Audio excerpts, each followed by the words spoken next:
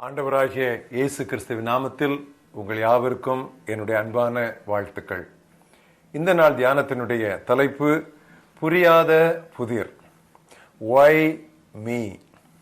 யோபு 5ஆம் அத்தியாயம் 17ஆம் வசனம் முதல் 24ஆம் வசனம் வரை வாசிக்கிறேன்.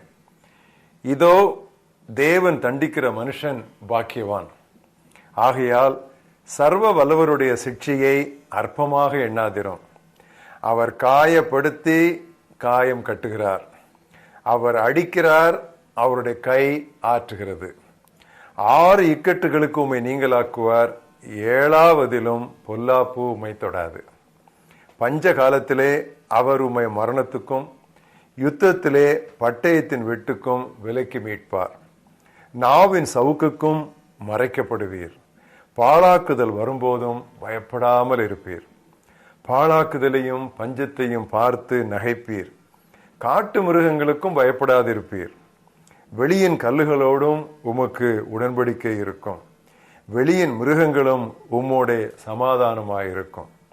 உம்முடைய கூடாரம் சமாதானத்தோடு இருக்க காண்பீர். உம்முடைய வாசஸ்தலத்தை விசாரிக்கும் போது குறைவை காண மாட்டீர். இன்றைய மனப்பாட வசனம் ஓசியா 6ஆம் அத்தியாயம் வசனம் 1. கர்த்தரிடம் திரும்புவோம் வாருங்கள், நம்மை காயப்படுத்தினார், அவரே நம்மை குணமாக்குவார். நம்மை அடித்து நொறுக்கினார், அவரே நம் காயங்களை கட்டுவார். Come, let's return to the Lord. He has torn us into pieces, but he will heal us. He has injured us, but he will bind up our wounds. ஆன்மீக கேள்விகளிலே இதுவரைக்கும் திருப்திகரமான விடை பெறாத ஒரு வினா இருக்குமானால், ஒரு கேள்வி இருக்குமானால் அது இதுதான்: நல்லோர்க்கு அல்லலேன்? நல்ல மனிதர்கள் துன்புறுவது ஏன்? வினோதமான நோய்களும் அகால மரணங்களும் அவர்களுக்கு ஏற்படுவது ஏன்? இக்கேள்விகள் எங்கும் உள்ள எவரையும் திகைக்க வைத்துள்ளன, கலங்க வைத்துள்ளன. இந்த கேள்விகளுக்கு நமக்கு விடை காண வேண்டுமானால் கடவுளுடைய குணாதிசயங்களுக்கு நாம் திரும்ப வேண்டும். கடவுளுக்கு, நம்முடைய ஆண்டவருக்கு ஆயிரக்கணக்கான பெயர்கள் உண்டு. அதிலே முக்கியமான ஒரு பெயரை நாம் அடிக்கடி சொல்லுவதில்லை, நினைப்பதில்லை. ஏகோவா ஈரே, யெகோவா ஷம்மா, ஏகோவா ஷாலோம், ஏகோவா ஷம்மா, ஏகோவா ரா, இப்படி பல பெயர்களை நாம் சொல்லுவோம். ஆனால் இன்னொரு பெயர் நாம் அடிக்கடி பயன்படுத்துவதில்லை. அது என்ன தெரியுமா? ஏகோவா மாக்கே. ஏகோவா மாக்கே என்றால் எசேக்கியேல் 7:9 சொல்லப்பட்டிருக்கிறது, நான் அடிக்கிறவராகிய கர்த்தர். ஒருவேளை யோசிப்போம், அவர் குணமாக்குகிற கர்த்தர் தானே, குட்டுகிற கர்த்தர் என்று எங்கும் நான் வாசிக்கவில்லையே. ஆனால் அப்படி பெயர் அவருக்கு இருக்கிறது. இதை ஏற்றுக்கொள்ள நமக்கு கடினமாகத்தான் இருக்கிறது. ஆனால் அடிக்கிற கைதான் அணைக்கும் என்பதை நாம் மறந்து போகக்கூடாது.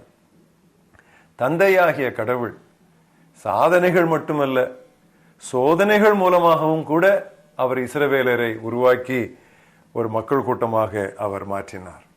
அவர் காயப்படுத்தி காயம் கட்டுகிறார். சில பிரசங்கிமார் யோபை குறித்து பேசும் பொழுது, கர்த்தர் கொடுத்தார் என்று அவன் சொன்னது சரி, ஆனால் கர்த்தர் எடுத்தார் என்று அவர் சொன்னது தவறு என்பார்கள். ஆனால் அந்த யோபுவின் 1ஆம் அத்தியாயம் நீங்கள் கடைசி வசனங்களை நீங்கள் வாசித்து பார்த்தால், யோபு இவை எல்லாவற்றிலும் கடவுளை பற்றி குறைவு சொல்லவில்லை என்று வேத ஆக்கியோனாகிய ஆவியானவரே அங்கீகாரமாக எழுதி வைத்திருக்கிறார். அதற்கு மேல் நாம் போகக்கூடாது. அப்படி கொடுத்ததும் கர்த்தர் தான், எடுத்ததும் கர்த்தர் தான். எனவே அந்த கர்த்தரை அவன் சபிக்கவில்லை, அந்த கர்த்தரை அவன் ஸ்தோத்தரித்தான். இரவும் அதே வேளையில் பகலும் கர்த்தருடையவை. வாழ்வு காலத்தை மட்டுமல்ல, தாழ்வு காலத்தையும் ஆண்டவரே நியமித்திருக்கிறார். உன்னதரின் வாயிலிருந்து நன்மையும் புறப்படும், தீமையும் புறப்படும். கசப்பும் இனிப்பும் கலந்து நமக்கு அவசியம். எபிரேயர் 11ஆம் அத்தியாயத்தை அளவுக்கு மீறி பேசி மிகைப்படுத்தி 12ஆம் அத்தியாயத்தை மிதப்படுத்துவது நம்மை திருப்பி போடாத அப்பங்களாக்கிவிடும். ஏனெனில் நாம் விசுவாசிக்க மட்டுமல்ல, இயேசு கிறிஸ்துவுக்காக வேதனை அனுபவிக்கவும் அழைக்கப்பட்டிருக்கிறோம். கிறிஸ்துவிடம் வந்துவிட்டால் எல்லா பிரச்சனைகளுக்கும் முற்றுப்புள்ளி வைத்து விடலாம் என்பது பெருவாரியான பிரசங்கமா இருக்கிறது. ஆனால் அனுபவமோ இப்படி இல்லாதிருப்பதால் மக்கள் குழப்பமடைகின்றனர். நாணயத்திற்கு இரு பக்கங்கள் உண்டல்லவா? அவர் அடிக்கிறார், அவர் அணைக்கிறார். அவர் காயப்படுத்துகிறார், அவர் காயம் கட்டுகிறார். திருச்சபை என்றால் அதை ஒரு மருத்துவமனை என்று நினைத்து விடக்கூடாது. அது ஒரு யுத்த பயிற்சி களம். ஜார்ஜ் முல்லர் என்ற 18ஆம் நூற்றாண்டு பரிசுத்தவான் விசுவாச வீரர் இப்படி சொன்னார்: மேலானதொன்றை நமக்கு கொடுப்பதற்காகவே எதையும் தேவன் தம் பிள்ளைகளிடத்திலும் இருந்து எடுத்து விடுகிறார். ஒருவேளை உங்கள் வாழ்க்கையில் நீங்கள் அதிகமாக விரும்பிய அல்லது அதிகமாக நீங்கள் நேசித்த, உங்களுக்கு மிகவும் பிடித்தமான ஏதோ ஒன்றை ஆண்டவர் உங்கள் வாழ்க்கையில் இருந்து எடுத்து விட்டால் ஒன்று நிச்சயம், அதிலும் மேலானதொன்றை கடவுள் உங்களுக்கு கொடுக்க போகிறார். ஓட்டக்காரர் மைதானத்திற்குள்ளே எந்த பளுவையும் எடுத்து செல்ல முடியாது. கிறிஸ்தவ வாழ்வு ஒரு ஓட்டம்.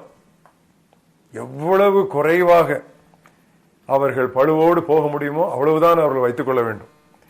தேவையற்ற காரியங்களிலே நாம் ஈடுபடும் பொழுது அப்படியே ஆண்டவர் சினங்கொள்ளுகிறார். பொழுதுபோக்கு எதுவும் நம்முடைய ஜெப நேரத்தை திருடுகிறதா? செய்தித்தாள் வாசிப்பது திருமறை தியான வேளையை திருடி விடுகிறதா? டிவி பார்ப்பது குடும்ப ஜெபத்தை கெடுக்கிறதா, குலைக்கிறதா? இப்படிப்பட்ட காரியங்களை எல்லாம் ஆண்டவரால் சகிக்கவே முடியாது. கர்த்தர் ஒருவரே உயர்ந்திருக்கும்படி நம்முடைய வாழ்க்கையில் உள்ள இவ்விதமான சில்லறையான சிலைகள் எல்லாம் அகற்றப்பட வேண்டும்.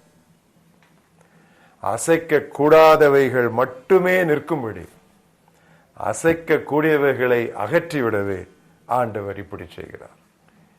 All that can be shaken must be shaken, so that only that which cannot be shaken may remain. நித்தியமானவைகள் ஒதுங்கியும் அநித்தியமானவைகள் நம்முடைய வாழ்க்கையில் ஓங்கியும் இருப்பதை இறைவன் பொறுக்கவே மாட்டார். அவர் பட்சிக்கும் அக்கினியாய் இருக்கிறாரே. கர்த்தரிடம் திரும்புவோம் வாருங்கள். நம்மை காயப்படுத்தினார், அவரே நம்மை குணமாக்குவார். நம்மை அடித்து நொறுக்கினார், அவரே நம் காயங்களை கட்டுவார். அவர் யெகோவா மாக்கே, அவர் யெகோவா ரஃபா. ஜெபிப்போம். நல்ல ஆண்டவரே, உமது குணாதிசயங்களின் இரு பக்கத்தையும் சமநிலைப்படுத்தி பார்க்க ஞானமுள்ள இருதயத்தை எங்களுக்கு தர வேண்டும் என்று நாங்கள் ஜெபிக்கிறோம். ஓரக்கொள்கை எதிலும் நாங்கள் அகப்பட்டுக் கொள்ளாதபடி, நாணயத்தின் இரு பக்கங்கள், ஒரு பறவையின் இரு செட்டைகள், தண்டவாளத்தின் இரு ரயில்கள், கர்த்தாவே, இப்படி நாங்கள் இரு பக்கங்களையும் கவனித்து ஒருமுகப்படுத்தி கர்த்தாவே நாங்கள் சமநிலை கிறிஸ்தவர்களாக இருக்க நீர் எங்களுக்கு உதவி செய்வீராக. எங்கள் வாழ்க்கையில் எழுந்துள்ள கேள்விகளுக்கு உமது பெயரிலேயே பதில் இருக்கிறது ஆண்டவரே. அதற்காக நாங்கள் உம்மை ஸ்தோத்திரிக்கிறோம். யெகோவா மாக்கே, நாங்கள் உம்மை ஸ்தோத்திரிக்கிறோம். யெகோவா ரஃபா, நாங்கள் உம்மை ஸ்தோத்திரிக்கிறோம். நம்முடைய பார்வைக்கு நலமானதை செய்யும். அதை ஏற்றுக்கொள்ளும் கிருபையையும் பொறுமையையும் நீர் எங்களுக்கு தாரும். இயேசு கிறிஸ்துவின் நாமத்தில் பிதாவே, ஆமென்.